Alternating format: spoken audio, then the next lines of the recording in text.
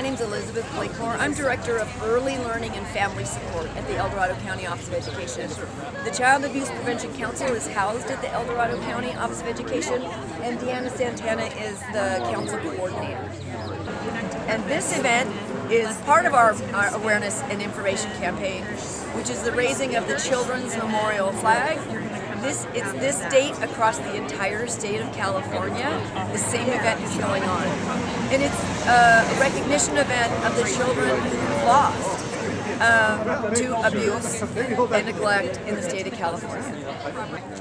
The pinwheel is a symbol of a carefree childhood, and so in our campaign this year, we're asking everyone to take a child abuse prevention pledge. It says, what I pledge to do to raise awareness, and what I pledge for children. So people have been planting pinwheel gardens for all month for us, and it's all across the county. We're really excited about it. Well, where's your better garden? Good morning, my name is Victor Antonio. I'm the Executive Director of New Morning Youth and Family Services, and I also sit on the Child Abuse Prevention Council for El Dorado County. You know, a number of years ago, actually several decades, the California Senate, they passed a resolution that applied to all 58 counties, and what they did was they designated April as Child Abuse Prevention Month. And within that resolution, they also designated the fourth Friday of April of every year that every county would host a Children's Memorial Flag raising ceremony. And that purpose was to memorialize and to remember all the children that we have lost to child abuse violence. And so in El Dorado County, we've gathered together as a community, as a group of leaders, as a group of organizations for this sobering event to remember and to bring awareness that child abuse continues to be an insidious, horrifying, traumatizing event in children's life. And it continues to increase, and so we want to do something about that. We want to remind the community that children continue to die from this horrifying event that takes place every year in every county throughout the nation. And so Chief Matt Gallagher, the fire chief here at Diamond Springs Fire Station, has allowed us to host this event. It's only a 30-minute event. We have a number of community leaders who will be speaking, and then we also have a number of businesses that have contributed to make this event possible. So that's what has taken place, and I'm thankful. I'm thankful to El Dorado County, for the community, for joining me in this call to action, so that we can really do our best, and not just bringing awareness, but really to make ourselves participants in advocating and being the voice for the most vulnerable people of our society, the children. So that's why we're here. I'm Deanna Santana. I'm the Child Abuse Prevention Council Coordinator, and I'm also over the Early Learning and Education Planning Council, and I work for the County Office of Education. I would like to start by thanking Victor Antonio, who organized this event on behalf of the Child Abuse Prevention Council.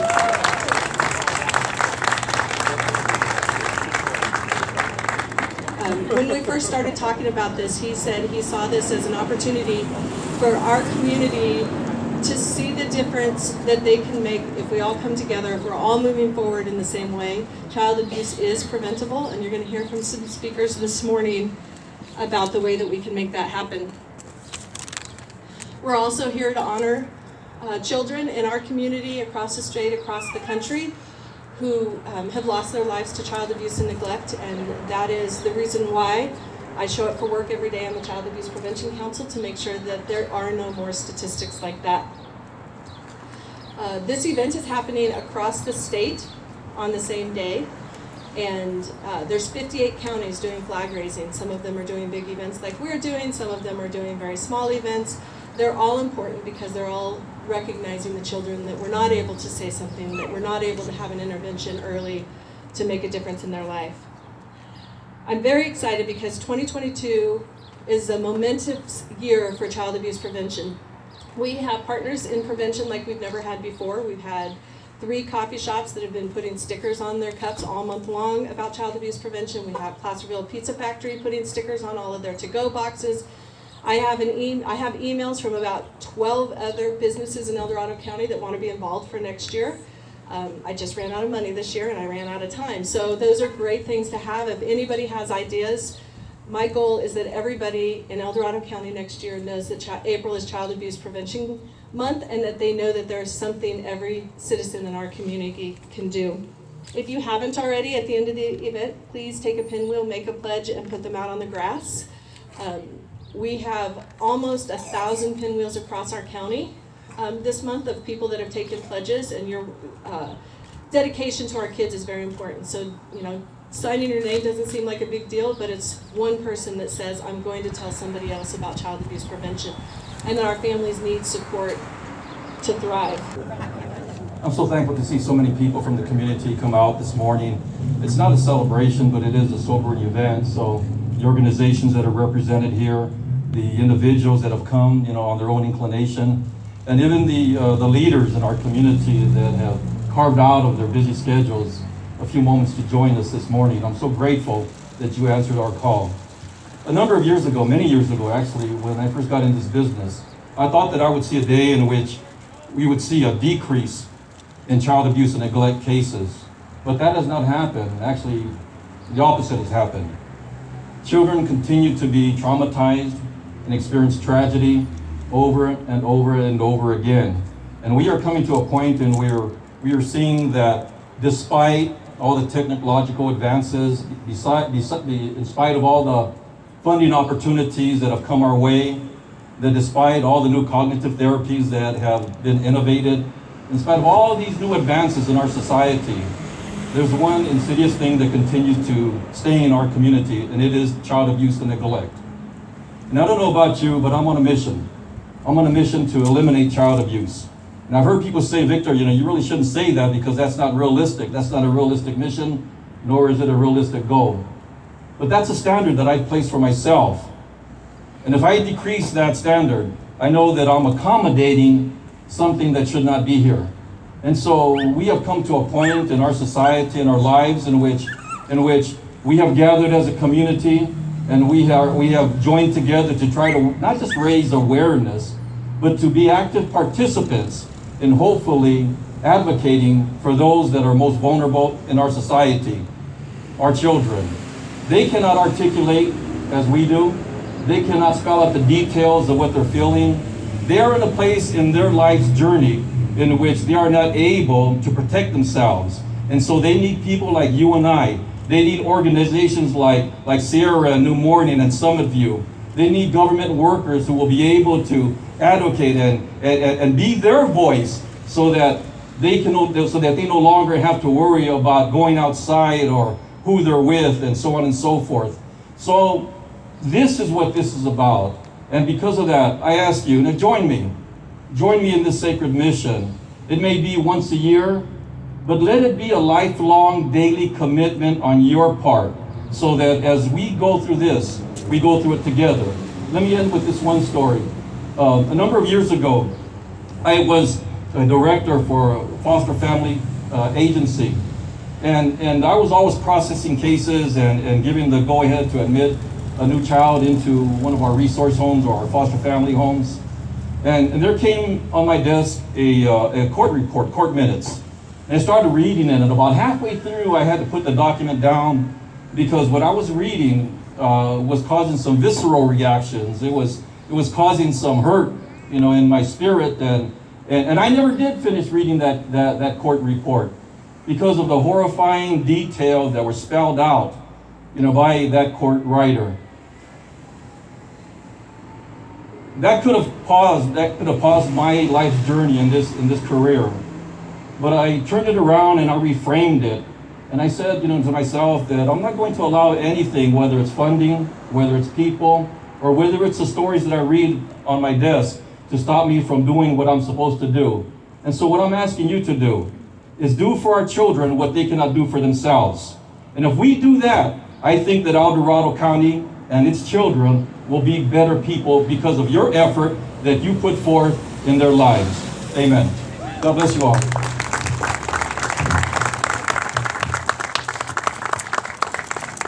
Good morning, I'm Leslie Griffith. I'm the Assistant Director with Health and Human Services. I'm over our Child Protective Services Division. And I wanted to paint a picture today about what we see in our community and what specifically we saw in 2021. So in Child Protective Services, we get roughly 2,500 referrals a year from community members, from doctors, from teachers, from family members. We look at those with a very close eye to determine what our response is going to be. So I know that Child Protective Services, many people in the community are fearful of what happens with CPS, and that if they call and they report that we're going to take their children. And that really is not what we are about, and that is not what we try to do. We will do it if we have to, and if we have no other option to keep children safe, but that is not our mission. We are here to help families. And so I want to make sure that everybody knows that that is what we try to do. We work with families as much as possible to maintain those children, maintain the connections, and keep them safe in their home environment and with their families. So please report. Let others know that they should report, because we are here to help. So many of you have seen that 226 is the number that I think I saw on the Mountain Democrat, is the number of pinwheels at Brew Road to represent the number of substantiated referrals of child abuse in 2021. That is not to paint an entire picture. I'm sure there are many more out there that don't come to our attention, but that's what comes to our attention. When I look at the data, about 3/4 of those substantiated allegations of child abuse are for what we call general neglect or severe neglect. So what is that?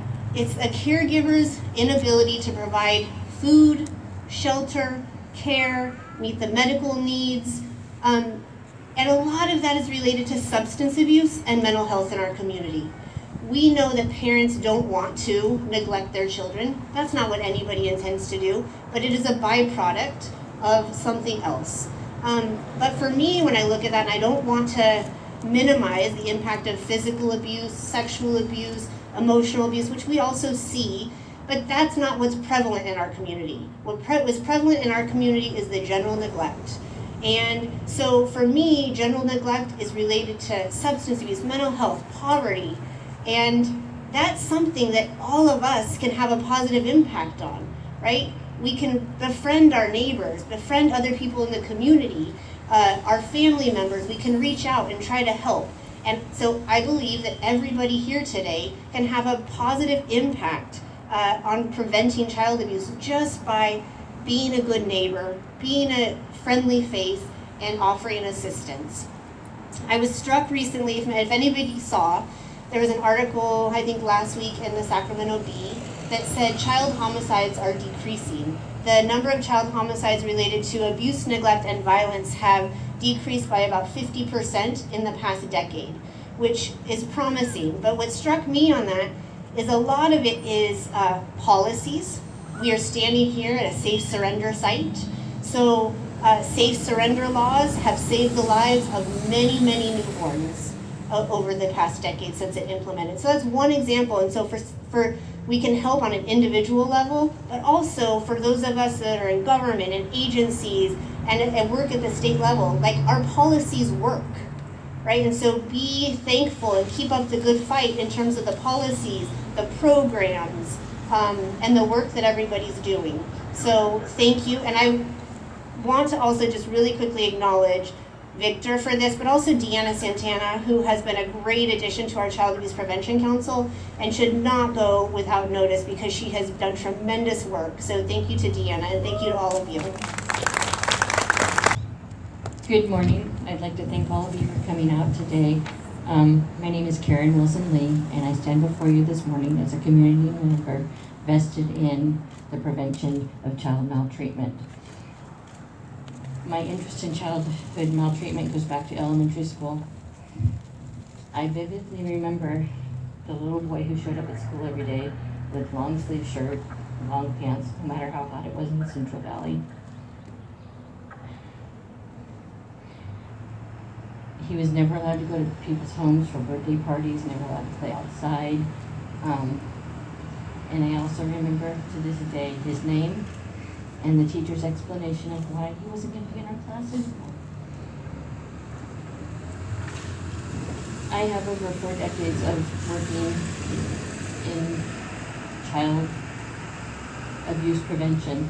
as a foster parent, as a social worker, and now in the DA's office, I help my coworkers with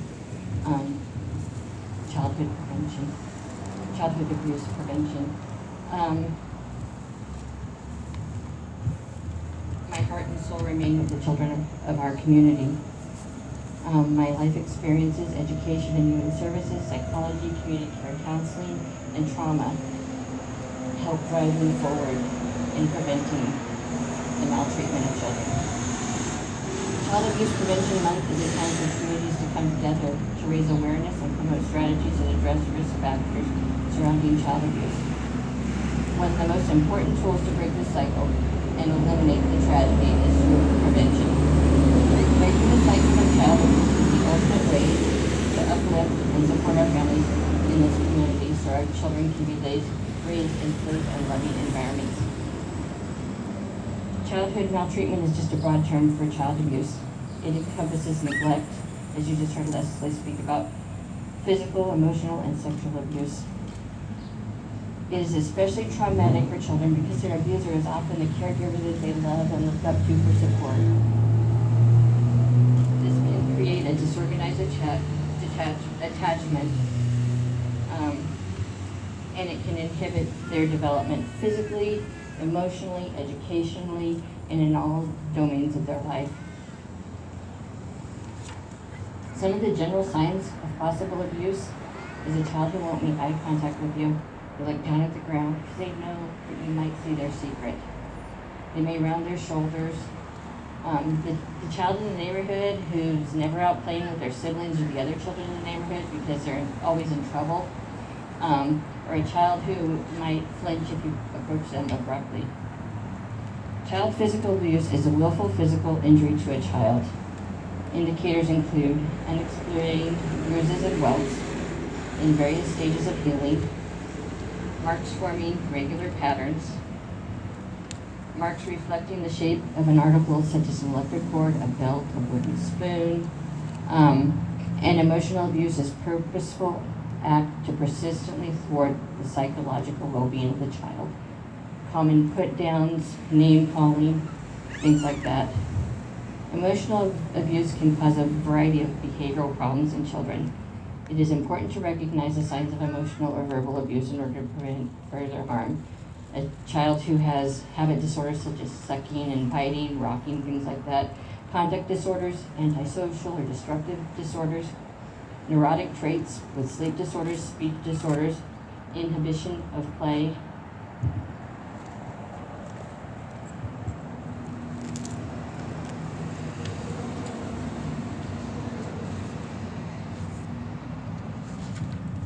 Sorry.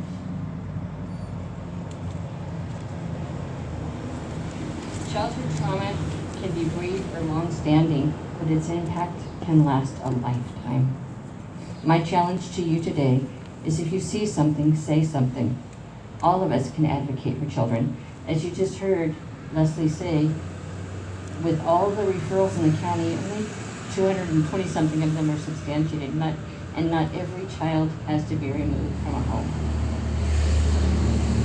As an advocate for children, I would rather have dozens of unsubstantiated reports than lose one child. Because no one noticed or no one took the time to make a call. If we all commit to advocate for prevention, we can make a difference in the community and in the lives of the children in our community. Thank you.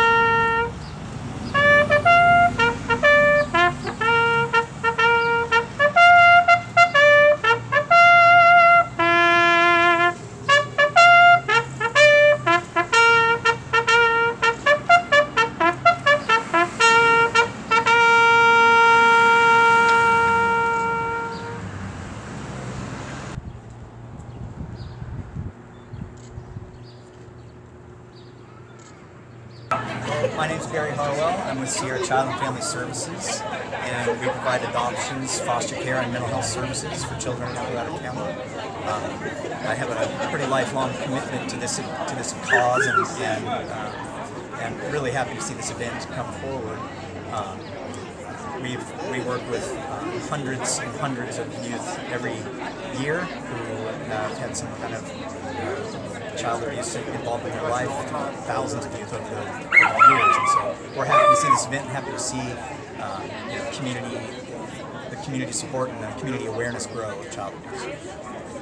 So, my name is Matt Gallagher. I'm the fire chief here at Diamond Springs El Dorado Fire, and I'm just here to talk to you about any fire station is a baby safe surrender site. So if somebody's unable to care for a child, somebody finds a child that obviously doesn't know who parents are, why the child's abandoned, whatever it might be, there's safe surrender sites that you can bring the child or baby to the fire station. There's no questions asked, and they'll care for the child until they can get them to the right folks. Thank you to all of our amazing speakers who hopefully send you off today with a feeling that you can make a difference. Sometimes when you're talking about child abuse and neglect, it's hard to feel like you can be the one, but you can be the one who can suspect abuse and who can tell someone and let those families get early intervention so that every family can thrive in our county. Again, please, if you have not made the pledge yet this month, please do, and then we'll help you put it out in the Pinwheel Garden. I would like to thank Chief Gallagher for letting us use his amazing facility this morning. And also to our Child Abuse Prevention Council member, Victor, who had this as an idea and who was able to bring it to fruition. There are several members of the Child Abuse Prevention Council that are here, and it's also a way you can serve your community. If you have a skill set, if you have a passion for kids, please reach out to us. You can go to the Board of Supervisors website, and we do have one opening right now. Thank you very much for coming.